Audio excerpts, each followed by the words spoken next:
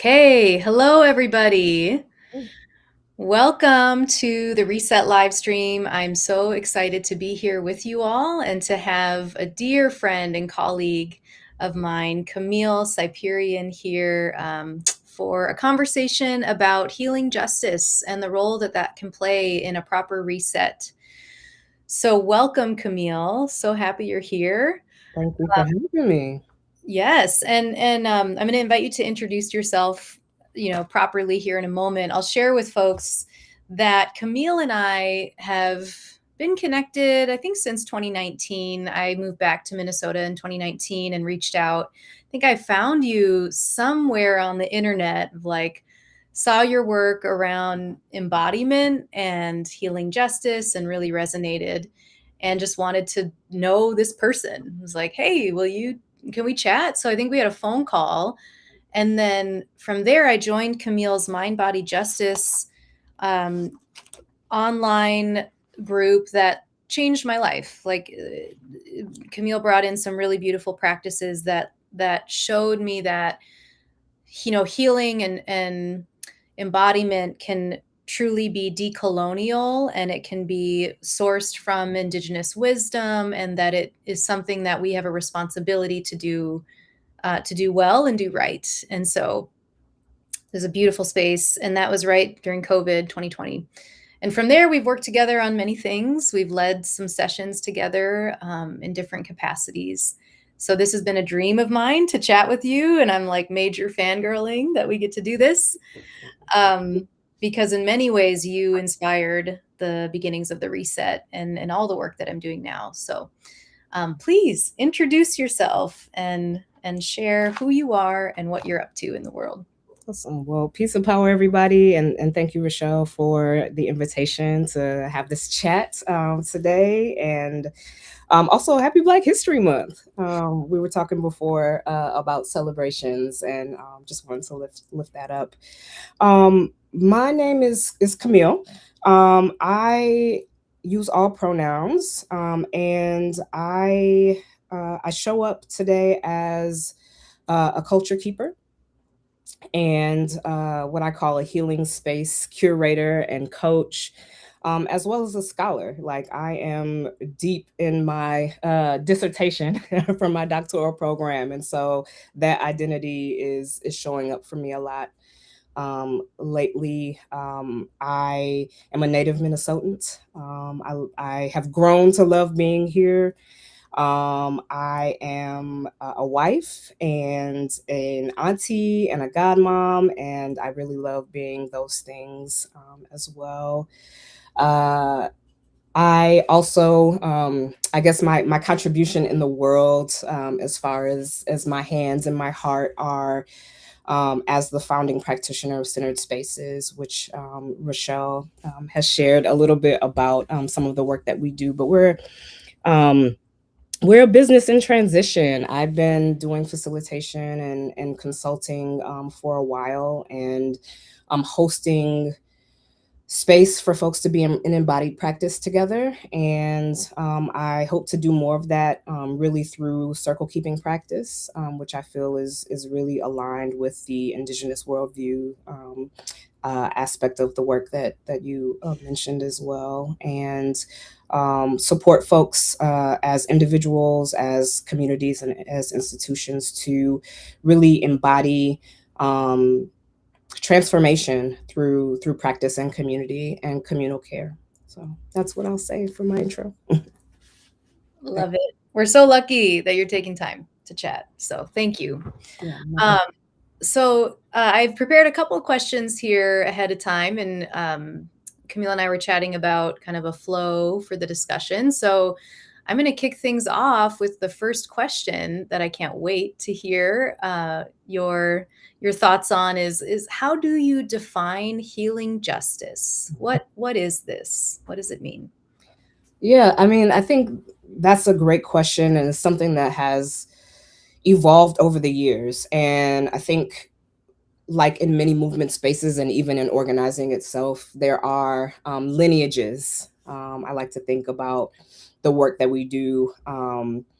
as standing on the shoulders of folks who have come before us and who have paved the way for this work. And so I think about lineage, not just in bloodline, but um, in movement and in the work of transformation. As well. And so what I would say is my lineage of healing justice really comes from Kara Page and the Southern Healing Justice Collective, who I believe is attributed with kind of the first use and coining of the phrase or the term of healing justice. And they define healing justice as both a framework but also a strategy. So it is an approach to the work, but it's also a process of how to do the work. And the work of healing justice is really to do our best and be diligent and intentional about intervening and responding to collective and generational harm and trauma. And so that is kind of the definition and the lineage of which Centered Spaces is really founded. And we at Centered Spaces really focus in on the how piece. It's the framework piece of how we approach any of the work that we do and any of the issues that we care about or the transformation that we want to make and change. And so, how we can holistically respond to and intervene on trauma and violence, specifically the traumas and violences that are historic, that are generational, that are communal and collective, and bring in collective practices that can impact and transform the consequences of oppression on our bodies, our hearts, and our minds. And so that is how the work of Centered Spaces as a healing justice organization connects with kind of our broader lineage of the definition of healing justice. There's so much there. Would you be willing to repeat that last part? Was so like it like stopped me in my tracks. So to bring in collective practices that transform. Yeah.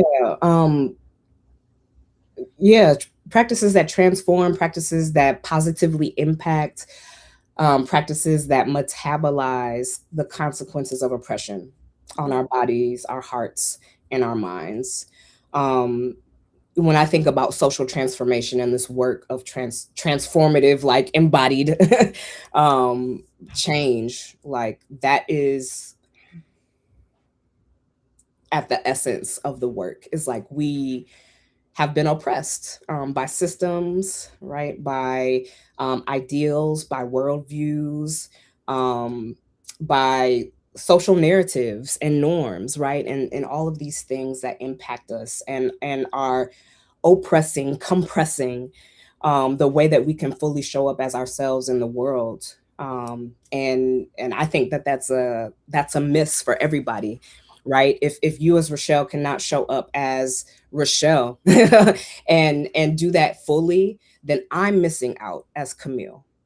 And so it's not just on our bodies, like physiologically, but it is really in our hearts and our minds as well. And so, how do we not isolate in our kind of figuring that out for ourselves, but also how do we connect and do this work collectively? Because I truly believe that the only way through is together. This is a word right here. I'm like, whew, already. How many minutes? Whoa. Yes.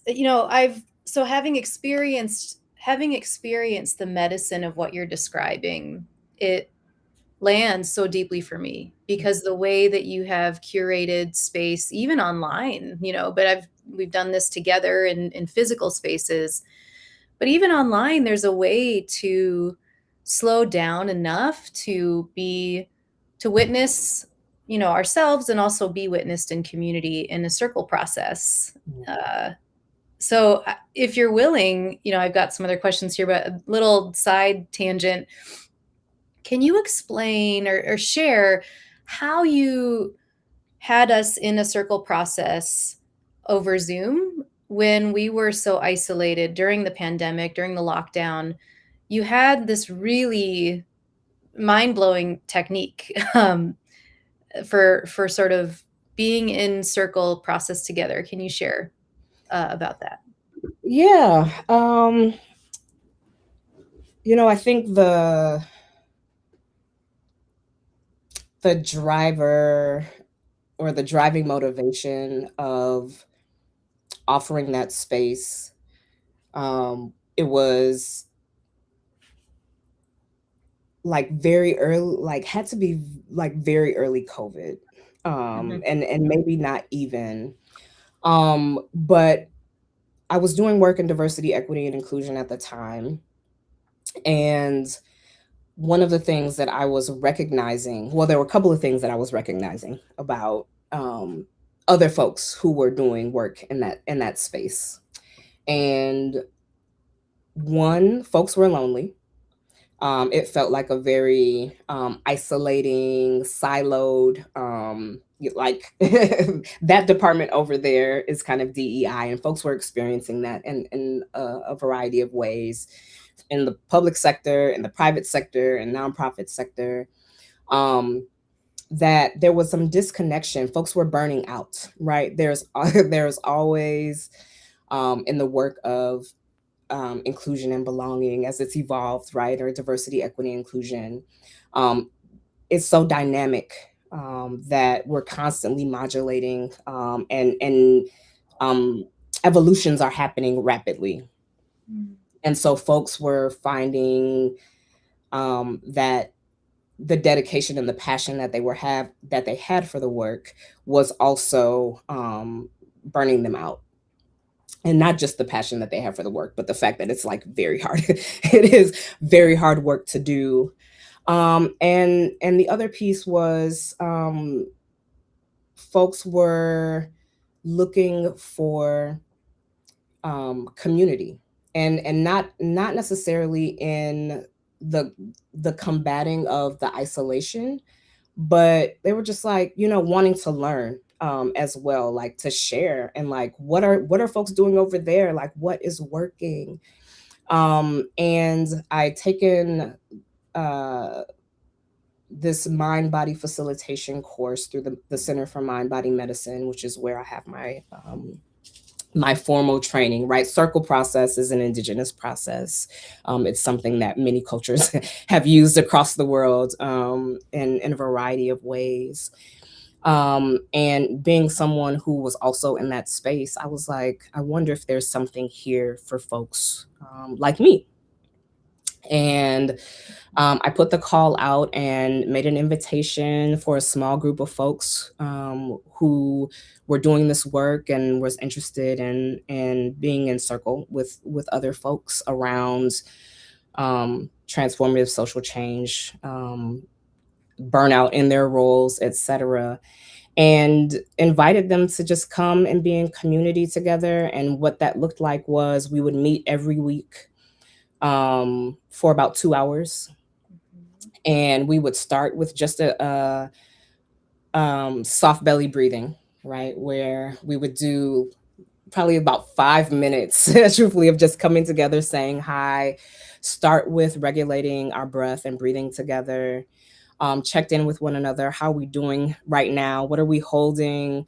What do we want to share, to be witnessed? And it was not a space of like advising or fixing or offering advice. It was just a space for folks to witness and be witnessed. Mhm. And after we did a couple of rounds of that, right, so that we could get deeper, we got, the I'm fine, things are good. And then we did a second round of like, all right, let's sink in a little bit deeper.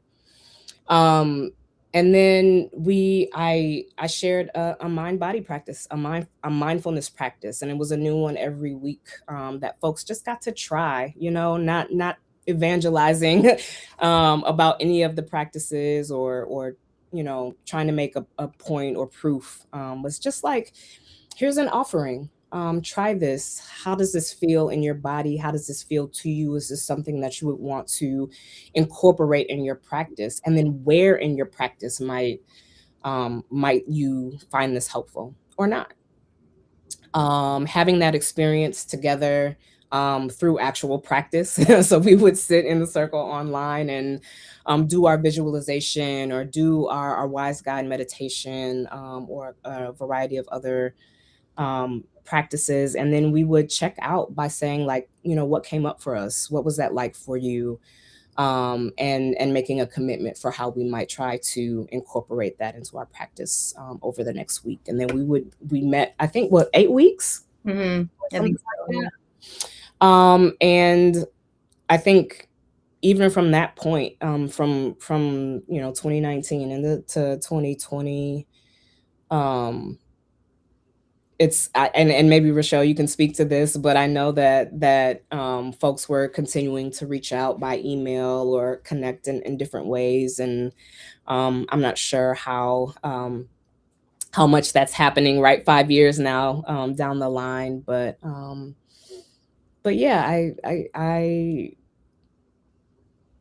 I just wanted to bring something that was indigenous, that addressed needs that I was hearing from folks that were doing this work, and allowed me to offer, the thing that I think is my contribution in the world in this work, which is holding space for healing. Holding space for healing. And you do it so brilliantly. I mean, it's radical that it was 2 hours, first of all, 2 hours. One of the things you had us do was to hold on to a sacred object Right. and to pass. So here's a crystal that's meaningful to me. Um, and we would pass our object when we were done speaking, even just is like so subtle, but you have this way of, you're ceremonialist in a sense, like bringing ritual, bringing medicine, bringing sacred ways of connecting on a spiritual level, even across Zoom. Like this passing of the object was so powerful. And I have the notebook in front of me of all the practices that you shared with us, because it was rooted in science. It was rooted in evidence as well, of like, here's what's happening in the amygdala. Here's what's happening in the prefrontal cortex. Here's why, so it's really also deep physiology, anatomy, like science, which for my mind, like nerding out on that was really helpful to ground into the more spiritual, to release and surrender and trust the process, and doing it in community. Yeah, I'm such a fan of the way you curated that space and the work you continued to do. So from there, and we sort of touched on this a little bit, but I'm curious if you can share some examples of the power of space making and what this can do for teams and communities, especially in the times that we're in now. Mm-hmm.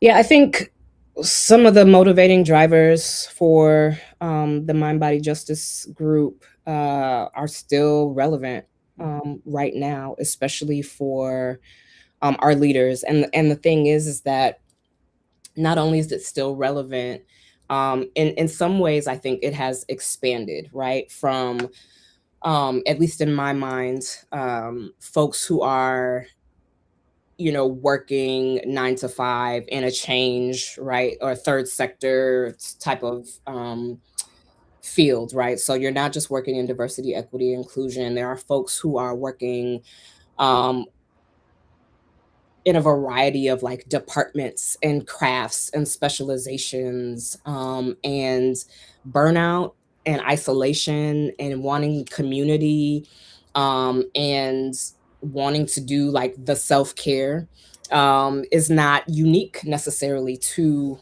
that group of folks. And so I think that as we get more and more science, right, about some of these indigenous practices, which is I am coming to have a respect for. Um, I think I was in a space where it's like, yeah, it's an indigenous knowledge way. Like we don't need we know that it works. Like we don't need the research behind it, but it's so helpful and useful for so many of us, especially in the social context in which we're in, where science and research and peer reviewed, stuff is really weighted and valued more heavily than indigenous knowledge, and hopefully we we metabolize that as well. But the combining of those two, I think, is really powerful. And so sharing um, the science right behind even taking a breath, where it feels so simple and so mundane, and like how could it work if it's that simple? But having the science to say no, actually, when you use your lungs at your fullest capacity, you're able to have better oxygen absorption, right? Which helps toxins release from your body. And we know that when we get stressed or when our bodies get heightened, there are hormones in our body that can turn into toxins if we're not metabolizing them, right? And so just even somebody having that knowledge of the power of a breath and having the physiological understanding, right, of what that can do, um, cuts across culture, it cuts across sector, and it really gets down to, you know, the human, energetic, spiritual, like, beings of us. And there's also, research that shows, like, um, if folks are in a practice, and in a practice community, that they're more creative, they're more empathetic, they're better able to connect with other people. And a lot of our work um, is about working with people, right? Whether you're in customer service, or whether you're in leadership, or whether you're on the front lines, or working in direct service with folks in need. Like, we are social beings. We have to be able to connect with people. We have to be able to discern and be able to think creatively. And so I think I'm losing the thread of the question, but I hope I'm touching on what you're trying, what you're wanting me to lift up as far as that question. But yeah, that's kind of, I think, the value of this. It's like cross cutting.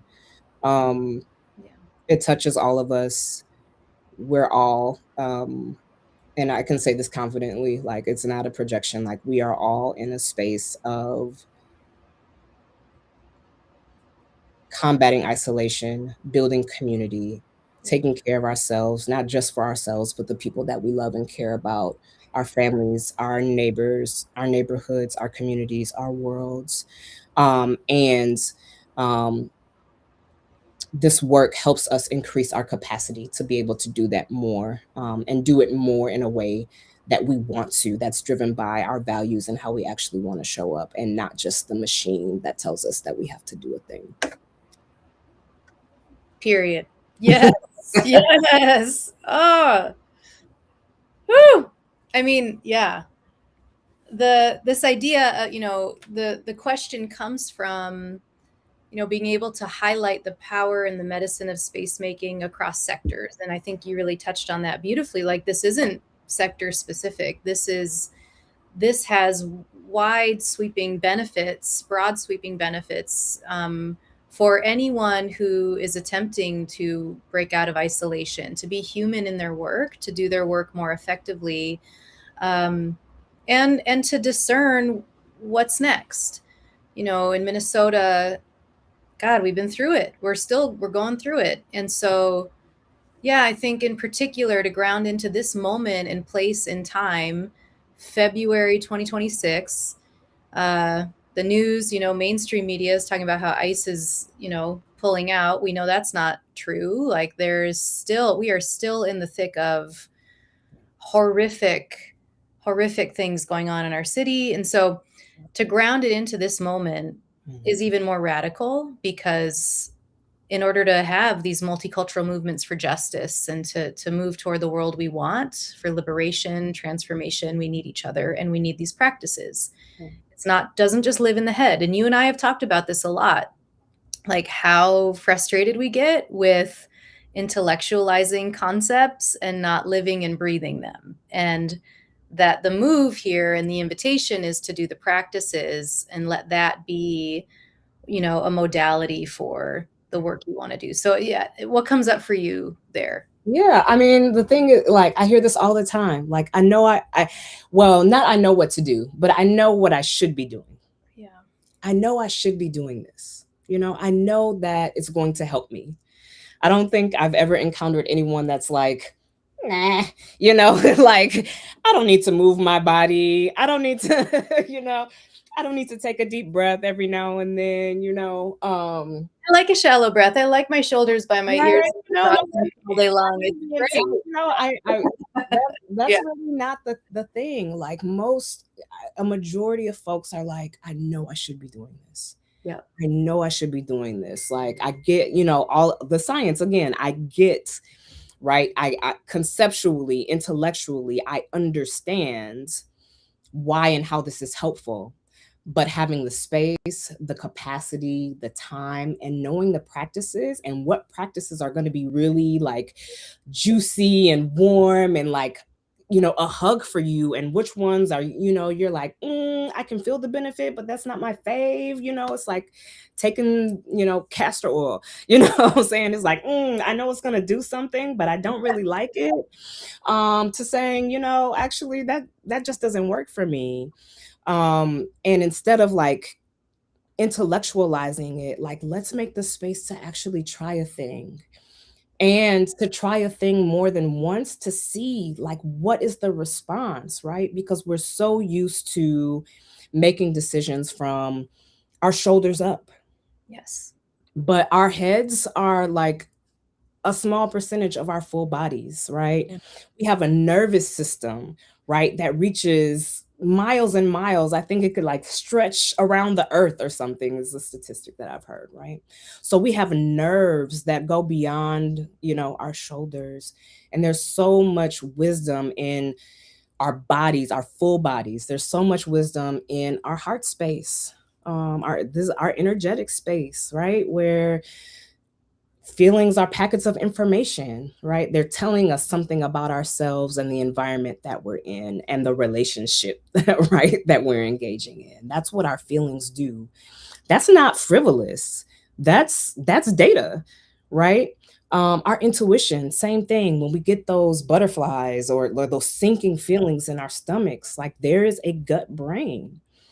And we spend so much time, and by design, right, emphasis on our neck up, our heads, that we are totally missing a large percentage of the knowledge that we could gather that would help us navigate, right, our circumstances, if we were to only build the muscle, right? Like, if I have a goal of like benching 100 pounds, I'm not going to start at the 100 pounds, right?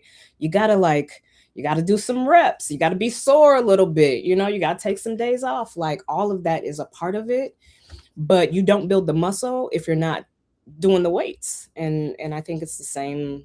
It's the same here. We want folks to think differently and creatively. We want people to solve problems. We want people to be able to collaborate. We have all of these expectations, especially for individualized leaders.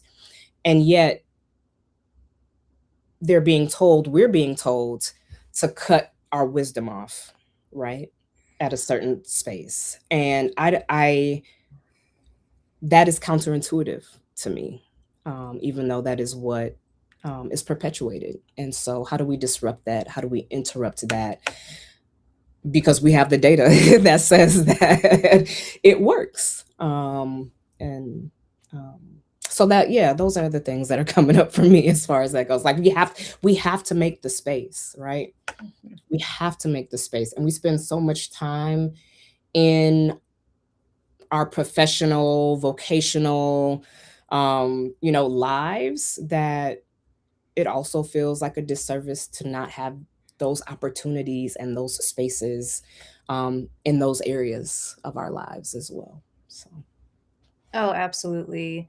And because we live in such an individualistic society, It's we apply that same cultural lens to healing, well-being, to, oh, I need to do it myself. I need to do it quietly and over here and not interrupt anyone, or right. But this is a skill set done in community, done collectively. Co-regulation happens in community. So, and there are skills actually to build. It isn't a soft sort of like go sit and meditate and good luck. Like there is a deep, both, yeah, like you said, indigenous wisdom and science and practices that take some learning, and humility.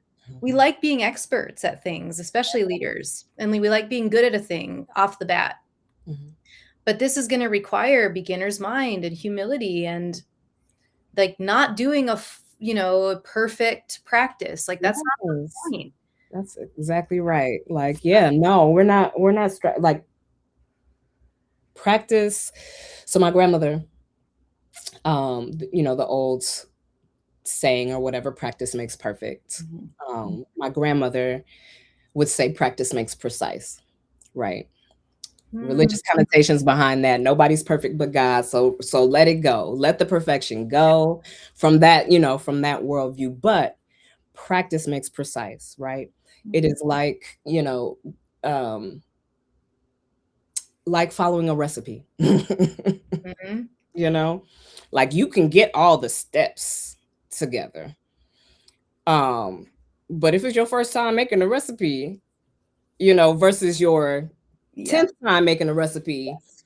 you got your, it says this, but I know to my taste and my liking, I'm gonna add a little extra pepper, or something. Yeah. You don't know that. And not to say that the first recipe that you made is not good, but give me the 10th dish. Yeah. I Yeah. Exactly. and that's how Yeah. what I think about like practice is just like finding your flavor profile of this particular recipe or this skill set.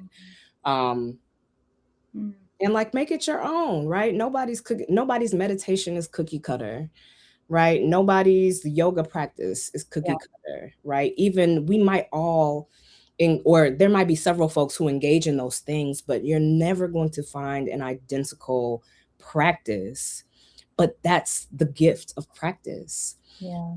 And the other thing I'll say, to your point too around practices is I think that perspective allows us to release the shame that sometimes comes with not having done the practice perfectly or like have fallen out of practice.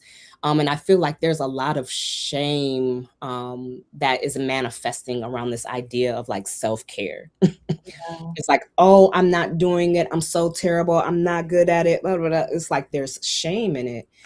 And I would encourage folks to release shame because, you go to practice to practice.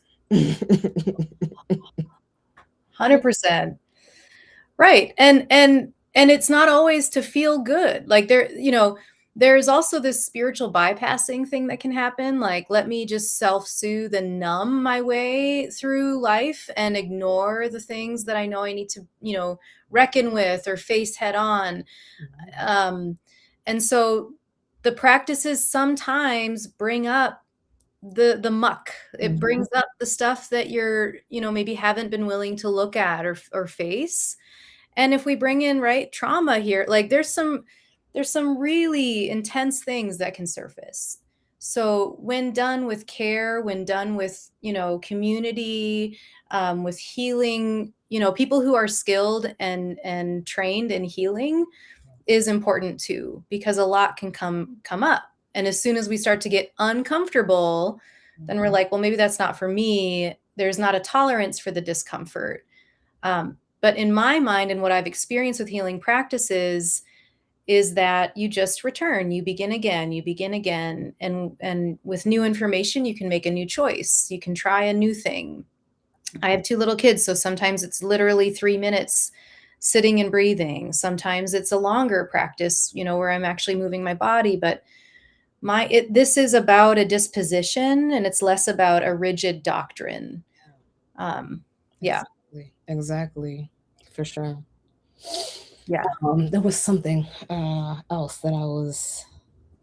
that what your words were making me think of, and it'll come back to me. But there was something in there that was like a really juicy nugget, and I wanted um, to just speak to it, but it'll come back. It'll come back. Okay. Oh, okay. No, no, All no. right. Okay, there we go. Yes, like, so contemplative practices, those are the practices that are like, meditation, or even movement can be contemplative. Like, you can be doing, a movement with your body, whether it be a dance or, a yoga flow or something like that. And that stuff will come up. Um, and often, it's those things might be leading us to another practice. Mm-hmm. And so I just want to name that. And also, to your point earlier around these being skills, there's not like a soft thing, even though you would think like maybe meditation feels a little soft. But if meditation leads you to another practice, which is to have that difficult conversation with the person that keeps coming up in your meditation, like that's also part of it too. So when I say practices is having a hard conversation, practice is self reality check. Practice is um, recognizing, understanding your boundaries and enforcing your boundaries for yourself. It's, balancing your budget and check, like, they're all the things, right? The things that we, Feel called out. you Oh, don't do, right? yes. The things that are hard, that like, I Yes. don't want to do this because I know I don't make enough money and it's gonna blah blah blah, like all of that. But I'm gonna go back to this. Practice is data for you. It's data for you. And the more that you're able to pick up, right? Not just intellectually, but emotionally and intuitively, can help you get to a place that gets you unstuck.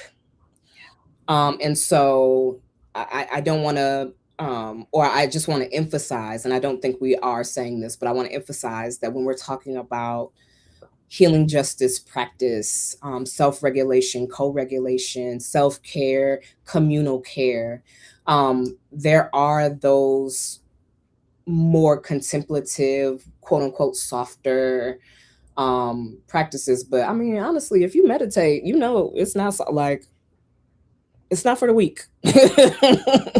Right. Mhm. But there's also very active, intentional, maybe harder or more rigorous practices that are encompassed in this work as well. And I don't want to make it seem like there's, it's a spectrum. It's a spectrum. And from very, what would be considered passive to very active and intentional, even though there's, an undergirding current of intention beneath all of it. So that's what I wanted to share. Yes. Yes, absolutely. And having a guide, having a, especially in the beginning, like if you're new to certain kinds of contemplative practice, having a guide you trust, seek out a teacher or a community. Yeah, and be willing to be uncomfortable in the beginning. It'll be a learning process. So, and then if you're someone who's had a practice but you've sort of fallen off, you can always begin again. This is the philosophy in a lot of meditation and embodied practices. Just begin again, and it's gentle and it's loving and it's kind. If it becomes another thing where you're like hard on yourself and right, shame, to your point, Camille, like if you're in a shame spiral around the lack of making time or whatever, you won't be able to return, you won't be able to come back. So it has to be that loving, tender, gentle invitation, speaking to yourself as you would a child, like, it's okay, honey, like you just get back to it when you can, like, and then it's light. And then what you find there is what you find, and you don't have expectation, you just go in and keep trying. Yeah, beautiful. So Camille, tell us how you are taking care of yourself during these times. I appreciate this question because I would say before the past couple of weeks, I was out here like a chicken with my head cut off. Excuse the saying.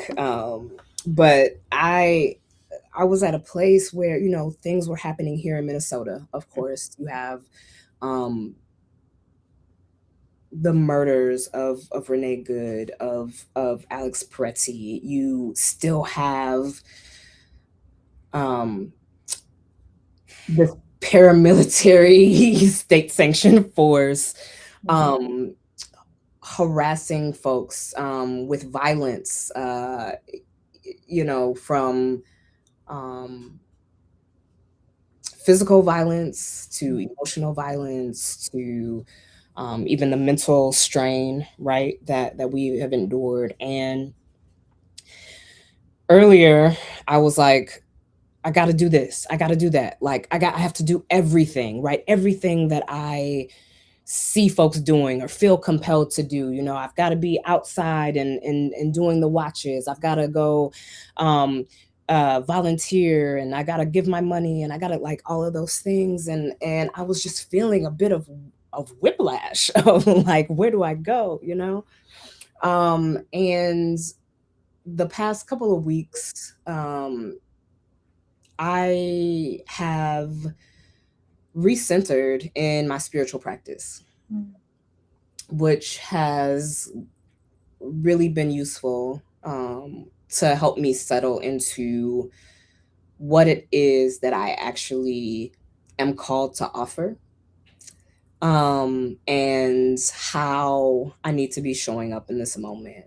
And I am, as I said at the beginning, I'm a culture keeper, right? I am a healing space curator and coach and scholar. And I had to be like, you know what? I am not an organizer anymore. Mm, That was an identity yeah. that was an identity I held.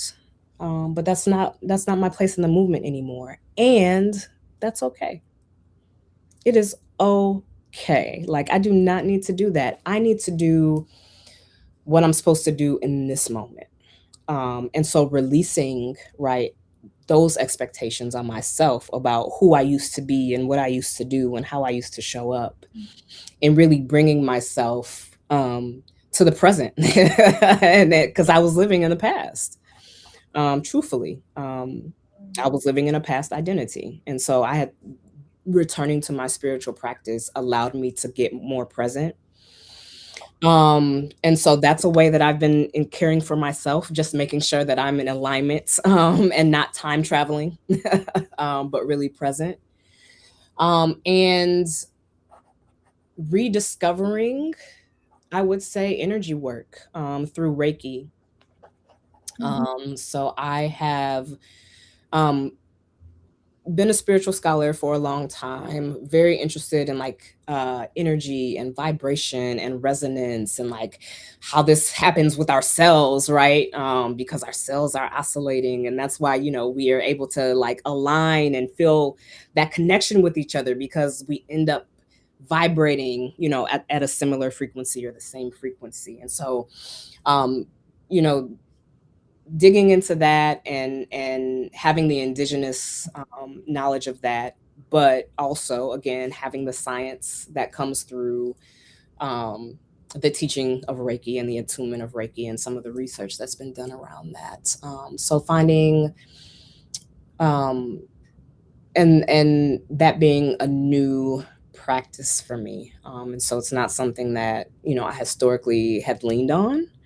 But I was finding that, again, being led to another practice, or having some of my old practices lead me into a new practice is yeah, practicing Reiki and energy work and doing self Reiki, and also with others as um, as called to, or as requested. So and then, yeah, I think the third way I've been taking care of myself in this time is just celebrating. I was sharing before we got on air that the last couple of weeks, folks in my family, it's just been like a birthday after a birthday after a birthday, and this year we've been really intentional about like taking the time to celebrate those that we love, and celebrating together, and living life, to, you know, so yeah, spiritual practice, Reiki, celebrating, with folks that I love. Mm, beautiful. How about you? Yes. Ah, no, don't turn it on me. Well, You know I how to will turn that answer. one back.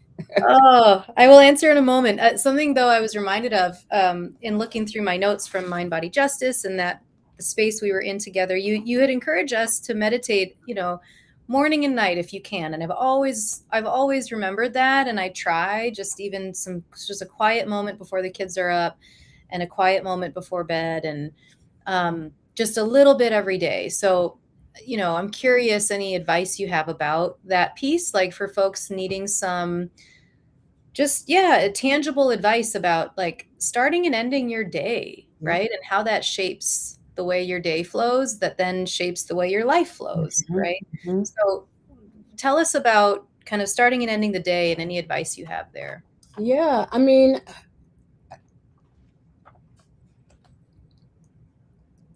what's coming up for me in that question is I think sometimes we try to take the biggest step that we can. It's, if we've fallen out of practice, or if it's a new practice of like, I'm going to sit here, I'm going to meditate for 30 minutes and I'm not going to think about anything. And that's just not, Yeah. it's not realistic. So I would say allow yourself to meet yourself where you're at. And that, if you find getting to a space of stillness, because I won't even say quietness, because the point of like a meditation is not to like shut everything out, but it is to allow things to flow without getting hooked, right? On the thought or on the emotion. Yes. It's allowing it to be, recognizing, acknowledging it, and then I think the for me the real work of meditation is like letting it letting it do its thing. And so if you find yourself like, oh, I can't meditate, like, can you give yourself an affirmation that you say when you wake up? That's a meditation, right? Can you express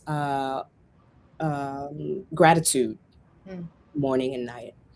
Can you go lo-fi for the start and end of your day, right? So I'm not saying go on a social media fast, put your phone, lock your phone up, it's not realistic, but I go lo-fi.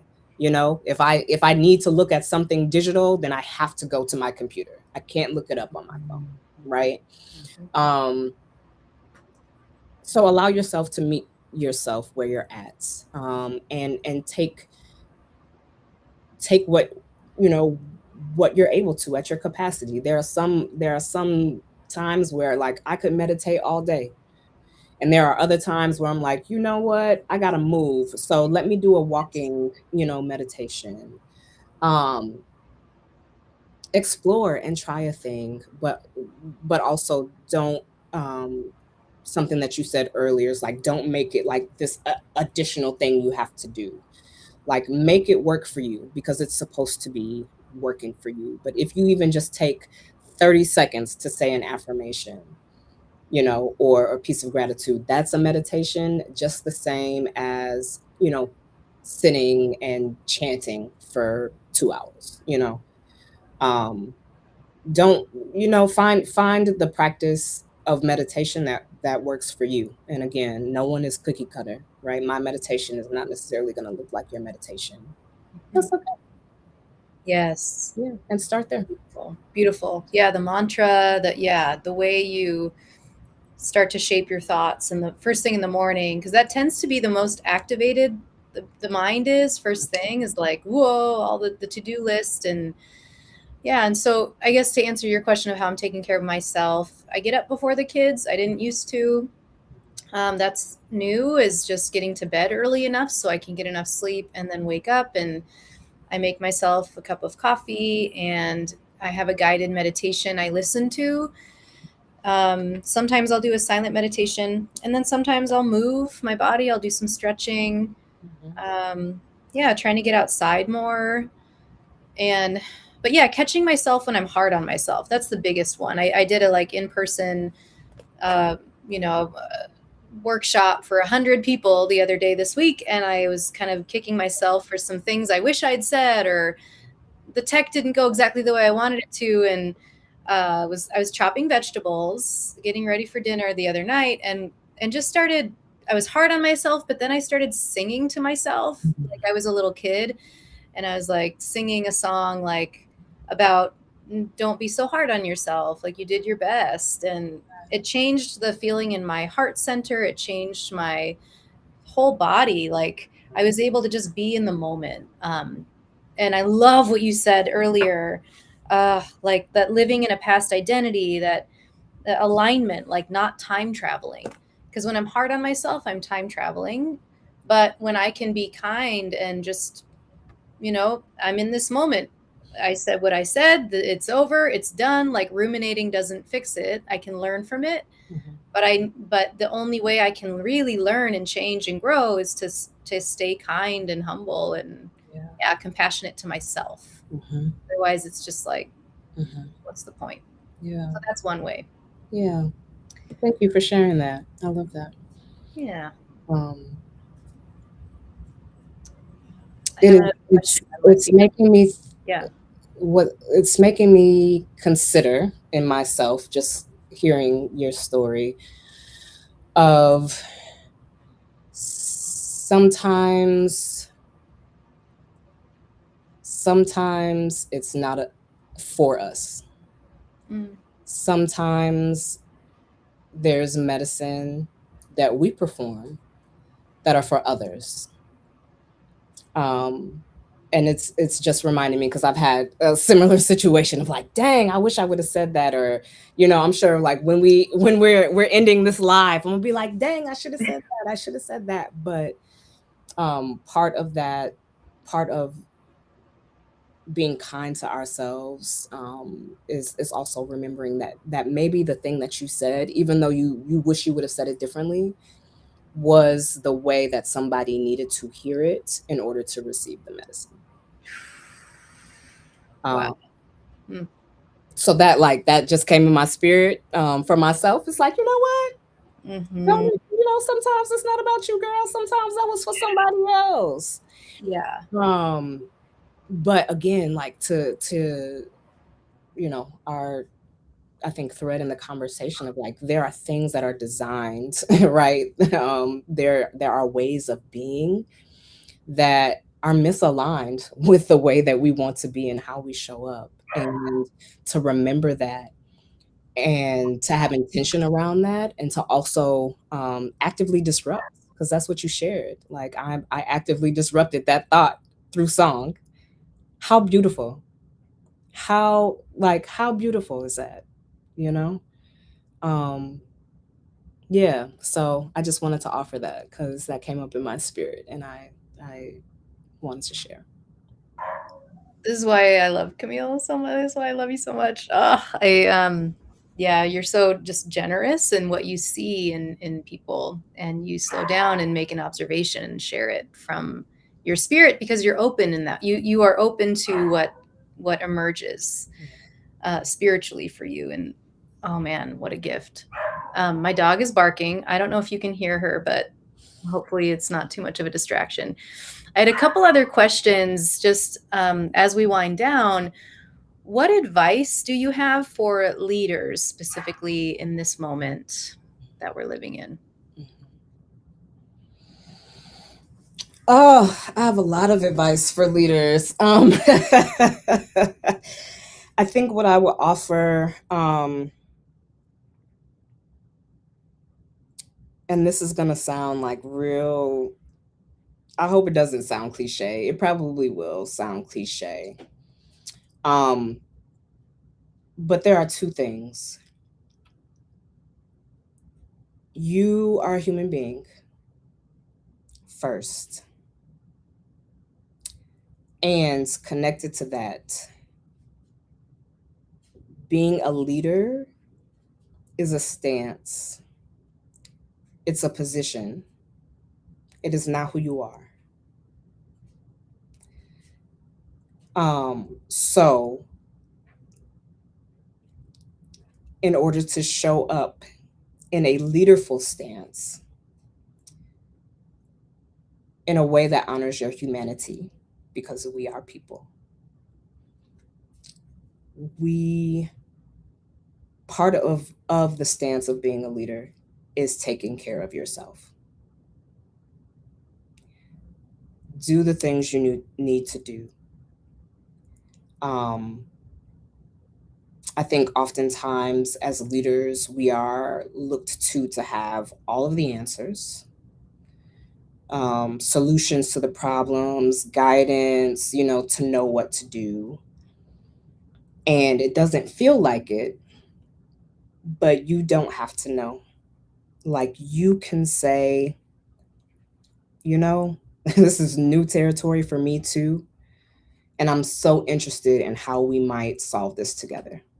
I'm so interested to learn more because we live in different places, we are connected to different communities.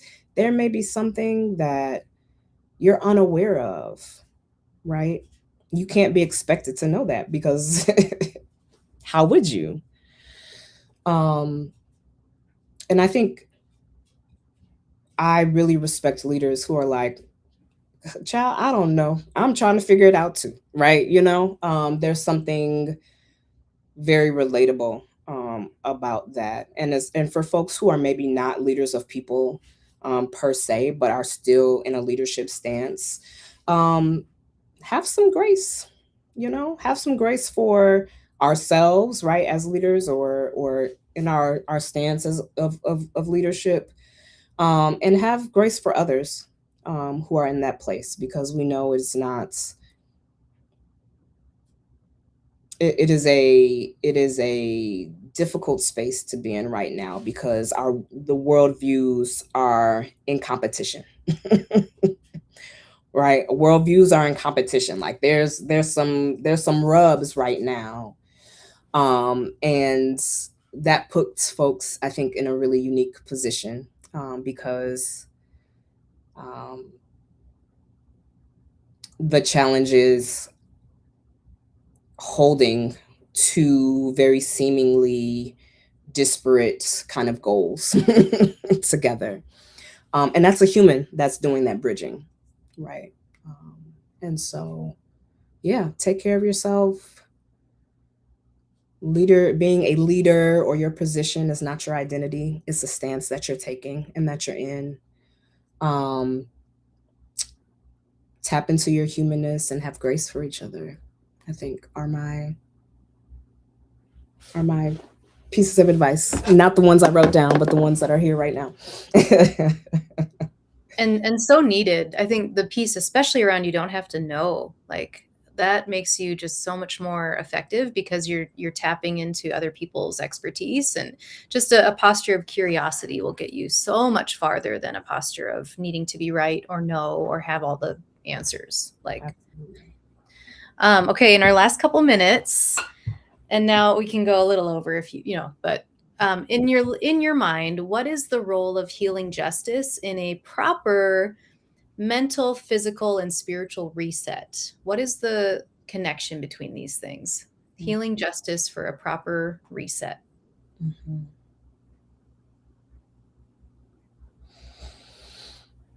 Hmm.